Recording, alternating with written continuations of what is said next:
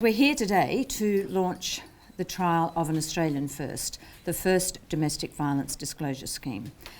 From today, men and women who may be at risk of domestic violence in these commands can find out if their current or former partner has a history of violent criminal offences. We know that domestic violence is often characterised by a pattern of abusive and controlling behaviours, and it's not limited to their current partner. There's often a history with former partners.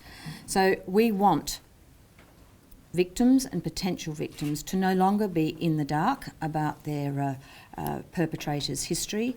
We want them to have a sense of control about what they do next. This is the sort of thing that we need to do to make sure that we are making life very difficult for those that would choose to go out and be offenders when it comes to domestic violence. Make no bones about this.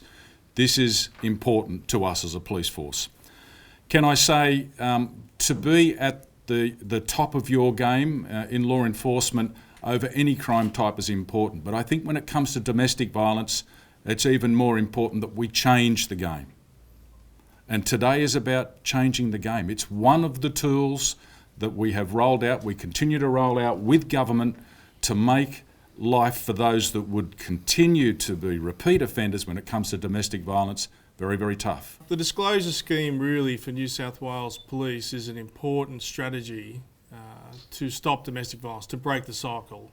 As the Commissioner has spoken about, our journey in the past has been very much focused on the victim after the crime. But disclosure scheme is about, importantly, breaking the cycle, about empowering the potential victim to make a decision that may save their life. Two key statistics, two key pieces of information that brings me to the point where I say this organisation is going to go after domestic violence offenders, is that we're looking at least one woman in New South Wales, this is in this state, not in Australia, one every fortnight killed where domestic violence is related to the death. That's horrific. Domestic violence is the single biggest reason for homelessness for women and children in this state. And that's the reason why today's announcement and days like today are so important. As I said, this isn't about being at the top of your game, it's about changing the game. And announcements like today, and those that have come in more recent times, and those that will come into the future, are all about changing the games. And that is, from my perspective, I would guess from a victim's perspective, the most important thing we could do for them.